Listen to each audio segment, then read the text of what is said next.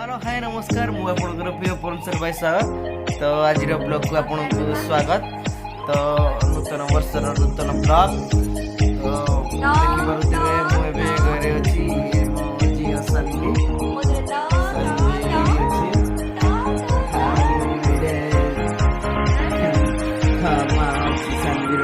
मानी मो wife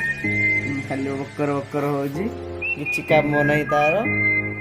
only serial देखो खाली बक बक हम ये मो झी अच्छी गड़ी पड़ा लो देख पारे मो झी को रही जा झील रही जा मो माँ आसिक कौन देखा देखिए